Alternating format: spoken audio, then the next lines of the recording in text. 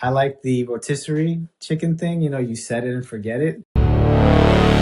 Masterful Leaders for men building business, family, and self. Hosted by Shimshon Mir Frankel.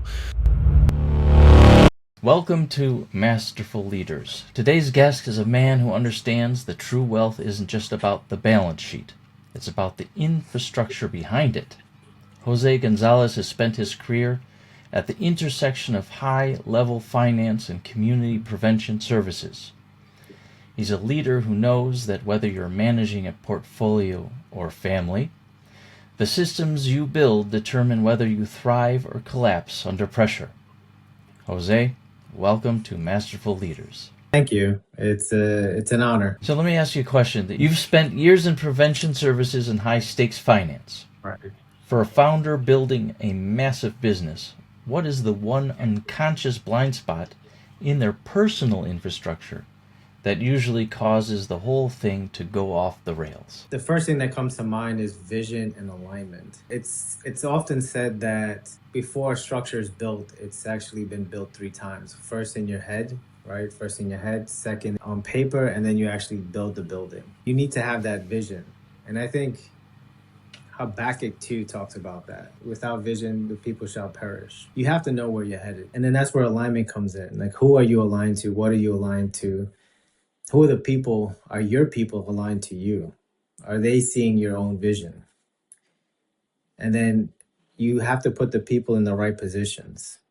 It's so easy for us to hire family. And truth be told, family may not be the best person to do the job. I've worked in several positions in different industries where, nepotism is a real thing. And I don't knock it. I don't knock it at all. I understand that you want your child to be there with you. You want to make sure your child is provided for. And as parents, we have a responsibility to do that. I understand 100%. At the cost of what? Your business? If it's one thing if you're playing small and you're playing for yourself, it's another thing if you're building God's business. So if this is a God-inspired endeavor, are you aligned with the people that he's putting in front of you? Can you guys collaborate and work together? We all start from somewhere. Any founder starts with an idea. There's a need and a service that they want to provide. I started in this industry now because there was a need that I needed. How ironic that sounds, right? My wife and I recently married. I had a son from a previous relationship. I have a son from a previous relationship. Working 2 jobs, took on a third as a sales representative, and even with 3 positions, I still could not afford the mortgage on my own. And that's when the questions start. So we're all founders in one way or another, so we have to have vision, and the teams have to be formulated, because what happens if you don't know how to get there? You have to hire somebody. You have to partner with people who are a little further ahead of you. You have to show that ambition. People that build businesses all over the place. We all order from Amazon, right? He had a vision. I'm sure a lot of people did not agree with his vision, but those that did got paid really well at the end of it. I guess officially you're considered a blended family. What kind of impact does that have on building your vision coming into this new relationship? Did you have to sit down with your wife and work out your future together? Did you get that opportunity? I was really tied to my son. Every position that I ever held was with him in mind. So when I was in social services, I steered a youth, drug, and adolescent program. I was in schools because I wanted him to go to the best schools. And the best school would be one that I had some sort of oversight and control in. So know the principal, know the teachers, know the curriculums. That definitely did not happen that way, let me tell you. And I shared that bit because I think people can relate with wanting the best for their children. The separation between his mother and I, unfortunately, was inevitable. And I did whatever I could as a single father, you could say, before I met my wife. So having purchased the house, having gotten married, I remember being at my doorstep when I accepted the sales position. And I usually had them most weekends. And it was the first time that I had to say goodbye to my kid on a weekend. And I hugged my wife and I asked her, like, am I doing the right thing? Fast forward 10 years, the road is never how you plan it. I can honestly say that God has given me everything that I've ever asked for, just never how I wanted it or thought He should give it to me. I love my wife. I love my son. I love my career. I love the service that I'm doing, the value that I hope I bring families. So the conversation was had because when I submitted my resignation letter and went full force into sales, my wife turns to me, he's like, "What did you do?" I was like, "What do you mean? What did I do?" You've read the resignation letter. Do not tell me that you did not know about this. You said it read fine.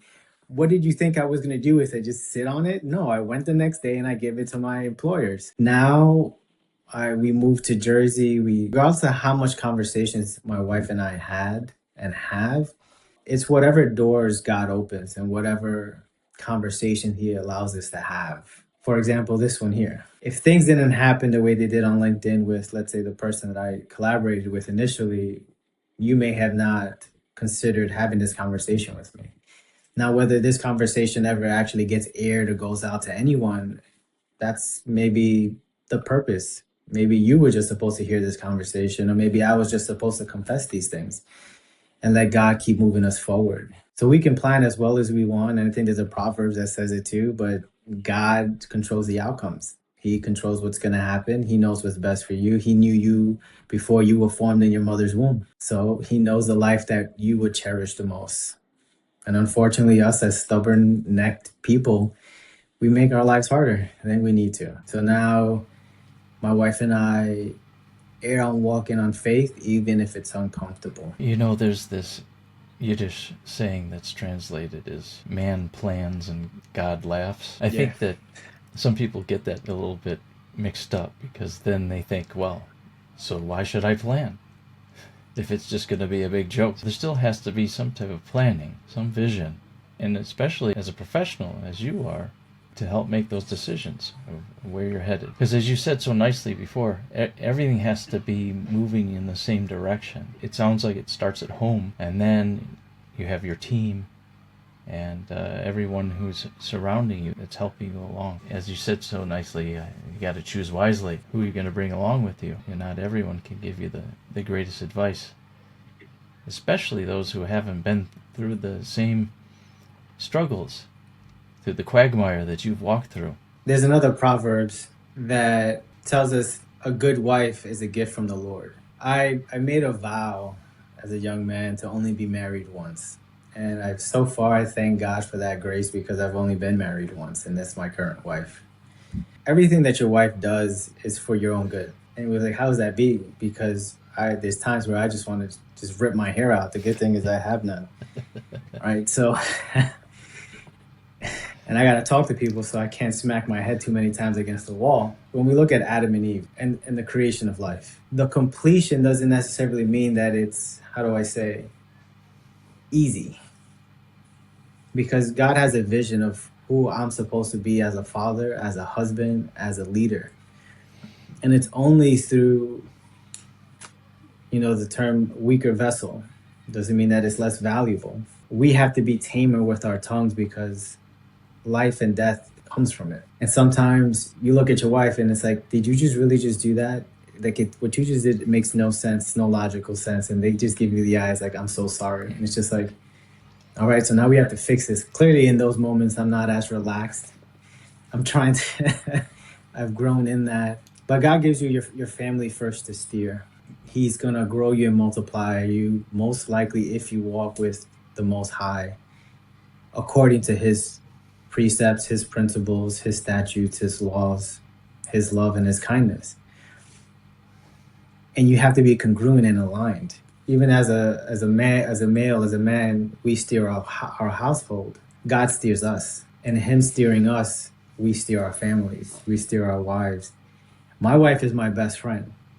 We became closer. So if you kind of envision a triangle, if my wife's here and I'm over here and God's at the top, when we both pursue God, right? We both pursue God, we naturally just come together. And in pursuing God, we've also chosen to pursue a profession that we can both shine. My previous career, I sold in sales, I sold cookware. And I enjoyed it because I enjoy the kitchen. My wife, let's say, that's not her forte. I read this joke: a man's place is in the kitchen because it's cook king, not cook queen, right? It's just, I think my wife thought about that before she saw that video. But it's not a place where my wife naturally shines. So my wife's in human resources. She enjoys engaging with people and solving problems. She's very articulate, very clean, very loving and compassionate. But the kitchen is not where she's going to shine. So financial services, it's something that we both needed. We needed the discipline. And we had to steer our household. We had to get our act together. We had to use God's grace and His mercy to start building ourselves into individuals that He would want representing Him in the marketplace. And then eventually the team comes and the business evolves. And that's something that we'll do together with God's will. In your work with your clients, this financial stewardship that you're handing over to your clients, what do you do to help them maintain their edge? Not just in their business and their profession, but also what's going on at home. Do they share things with you, sort of private things? I would reference it. I'm not a doctor. I mess with cars for a little bit, so I'll take the mechanic route. And I think a lot of people can visualize, conceptualize, and potentially relate with what I'm going to say. There are times when you take it to the shop just for a quick oil change. There's not much conversation, tire rotations, basic things, right? Now, when you need an engine overhaul because the check engine came light on and it wasn't because of the oil change and the diagnosis is a little more in depth, yes, the bigger the problem, the more that comes out. So it's really up to the individual and how much they disclose. Quick oil changes, maybe we stay friends and we continue the relationship. And as life happens, because it will happen, I pray to God that I am there to be an asset to the family and a resource to the family. Because I can tell you, before I entered the industry, I did not know. I knew there were some things that could benefit us, college planning for my son. Maybe we needed something for old age if God granted us that. But it's more than you can call it a quick sale. It's more of eventually being a family asset. I don't want to say like a genie, like, hey, Jose, I need something. And I'm going to just, appear in your living room and help you. Hopefully we have a relationship where before you go down those dark roads, you know that you have somebody you can talk to. But that happens according to the diagnosis. You don't get to have really those deep conversations with an oil change, if that makes sense. It reminds me of this idea that we can't create a vision if we haven't had the experience already ourselves. Meaning we can't imagine anything in our minds had we not experienced it ourselves. And the example I would use is taking apart an engine and rebuilding it. Can you close your eyes? And it sounds like you can. You close your eyes and imagine yourself taking every little piece from the engine slowly apart, retooling it and putting it back together. But not everyone has had that experience. So people are limited in the sense of what they can imagine for the future. YouTube is great, by the way. That's how I would envision tearing down an engine, which I don't think I ever will. Maybe when I'm in my 60s, 70s. God will give me a month just to play. I can close my eyes and maybe do an oil change, and hopefully I don't get drowned with burnt motor oil. But yeah. I know that in my previous season, I met the Lord a lot in manual labor. We're all tormented in one way or another by different things. And I think we may have all had a season where I guess the pain is too much to talk. So that's when I had to pull out of the sales arena, because there was no way that I can be in front of people and put on a smile. So I had to do manual work. And I ended up having to, because of contractors, redo my own home. The irony is that I used to watch HGTV. I don't know if in Israel you guys have that. And it's where these shows where they rebuild houses. And I was like, oh, I like to live in a fixer upper one day. Yeah, don't ever wish that upon yourself. Don't ever ask God to give you that because it's not as fun as you think it is. It's really that bad. I hate clutter. And let me tell you, oh my goodness, I don't like heights. God had me on my roof. I hired people to be on my roof. They did everything else but get on the roof. So then I had to go do the roof work after the solos were put on. Let me tell you, Shimshon, like those seasons are important. Now, that gave me clarity because as much as I wanted to build an automotive business, I know that I don't want to be the head mechanic. I know how frustrated I get when I can't fix the problems. I get very impatient. I'm so scared. They got these torque specs and they have plastic parts now, and it's like, well, Jose, you didn't tighten it too tight. That you didn't tighten it tight enough. I'm like, I don't want to break the plastic. And it's like, oh, you over tightened. And it's like, look, listen, this is not for me. I like the rotisserie chicken thing. You set it and forget it. It's like, listen, don't bother me with these. No. I remember the last conversation I had with God. I was underneath one of my cars and I told God, I was like, God, I thought we were done with this. Like, I don't understand why you have me underneath one of my cars again. So I've had some great moments. Sorry, my wife is calling me. She's in Germany. She's probably closer to your time than she is on mine. Yeah. Jose, is there something you'd like to share with our audience? Something you feel they really need to hear before we check out here?